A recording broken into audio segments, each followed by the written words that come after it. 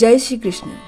क्या आपने कभी सोचा है कि भगवान श्री कृष्ण सच में कैसे दिखाई देते थे? उनका रंग, उनका चेहरा, उनकी कद काठी, उनकी आंखों की गहराई और उनकी मुस्कान कैसी थी?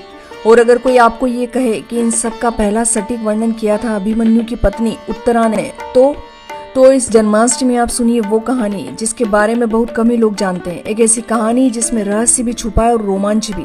एक ऐसा स्वरूप जिसे महाभारत काल में सबसे पहले इस दुनिया के सामने वर्णित किया था, जो आज भी रहस्य और भक्ति से भरा है।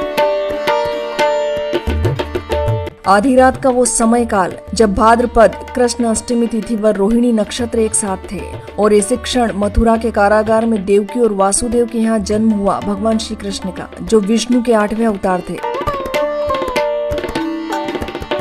जन्माष्टमी का यह पर्व केवल जन्म की कथा नहीं, बल्कि भगवान के अद्भुत, अलौकिक और रहस्यमय स्वरूप की वो स्मृति है जो युगों युगों तक अमर रहेगी। महाभारत युद्ध के बाद जब कुरुक्षेत्र की भूमि लहूलुहान हो चुकी थी, अभिमन्यु जो कि अर्जुन और सुभद्रा के वीर पुत्र थे, चक्रव्यूह में वीर गति को प्राप्त हो चुके थे। उनकी पत्नी उत्तरा पांडव वंश की बहू इस समय गर्भवती थी। लेकिन तभी एक अनहोनी घटी। अश्वत्थामा जो कि गुरु द्रोणाचार्य का पुत्र था, वो प्रतिशोध की आग में जल रहा था। उसने ब्रह्मास्त्र चलाया। ब्रह्मास्त्र एक ऐसा शक्तिशाली और विनाशकारी अस्त्र जिसे ब्रह्मा जी ने बनाया। यह एक ऐसा दिव्य अस्त्र है जो मंत्रों की शक्ति से चलाया जाता था और इसे नियंत्रित करने की क्षमता केवल दिव्य ज्ञान द्वारा ही संभव थी। जैसे ही अश्वत्थामा ने यह ब्रह्मास्त्र चलाया, वो सीधा उत्तरा के गर्भ में पल रहे शिशु की ओर बढ़ गया। उसी समय भगवान श्री कृष्ण ने ब्रह्मास्त्र को अपनी दिव्य शक्ति से निष्प्रभावी कर दिया और उत्तरा के गर्भ में पल रहे शिशु की रक्षा की। वह शिशु और कोई नहीं बल्कि आगे चलकर परीक्षित नाम से प्रसिद्ध हुआ। यह वही परीक्षित है जिनके कारण भागवत कथा का प्राकट्य हुआ। लेकिन इस घटना के बाद उत्तरा ने जो देखा वह साधारण मनुष्य की आंखों से देखना असंभव था। ये वो रहस्य था जिसे उत्तरा के सिवा कोई नहीं जानता था। धीरे धीरे समय बीता। कहा जाता है कि यादवों के आपसी युद्ध के बाद जब द्वारिका समुद्र में डूब गई, तो अर्जुन श्री कृष्ण के प्रपौत्र और द्वारिका के अंतिम शासक वज्रनाभ को हस्तिनापुर ले आए थे। बाद में वज्रनाभ को मथुरा का राजा घोषित किया गया और उन्होंने महाराजा परीक्षित और महर्षि शांडिल्य के सहयोग से ब्रजमंडल का पुनर्निर्माण किया। किंतु वज्रनाभ चाहते थे कि वे ब्रजमंडल में कृष्ण जन्मभूमि सहित कई मंदिरों का निर्माण करवाए और उसमें अपने कुल देव श्री कृष्ण की मूर्ति को स्थापित करे। लेकिन समस्या यह थी कि श्री कृष्ण तो पृथ्वी से प्रस्थान कर चुके थे, तो उनका स्वरूप, उनका असली रूप कैसा था, यह कौन बताए। तब वज्रनाभ का ध्यान गया उत्तरा की ओर, क्योंकि महाभारत के दिनों में वह श्री कृष्ण को नजदीक से देख चुकी थी, उनके साथ समय बिताया था। वो उनके भाव, उनकी चाल, कद काठी, उनकी मुस्कान, उनका रंग रूप सब कुछ जानती थी। तब वज्रनाभ ने उत्तरा से विनती की, आखिर प्रभु श्री कृष्ण कैसे दिखाई देते थे, ताकि मैं उनकी मूर्ति बनवा सकूं।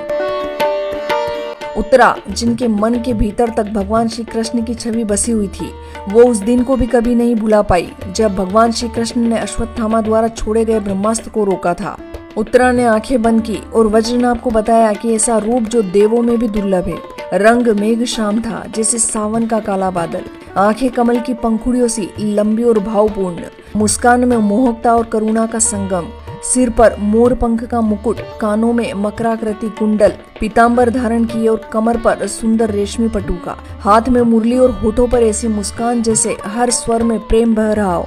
चौड़े कंधे, भुजाएं बलशाली, पर उनकी दृष्टि में ऐसी करुणा है जो शत्रु को भी मित्र बना दे। चेहरे का तेज ऐसा कि सूरज का तेज भी फीका पड़ जाए।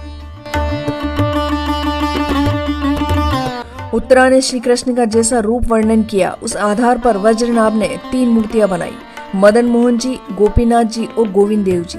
ये मूर्तियां कृष्ण के विभिन्न अंगों का प्रतिनिधित्व करती है, जैसे कि मदन मोहन जी के चरण, गोपीनाथ जी के वक्ष और गोविंद देव जी का मुखारविंद। ऐसी मान्यता है कि इन 3 मूर्तियों का दर्शन एक ही सूर्य में करने से भगवान कृष्ण के संपूर्ण स्वरूप के दर्शन हो जाते हैं। यह भी कहा जाता है कि ये तीनों मूर्तियां ही उनके वास्तविक दिव्य स्वरूप का दर्शन है, जिसे उत्तरा ने पहली बार इस दुनिया को बताया था।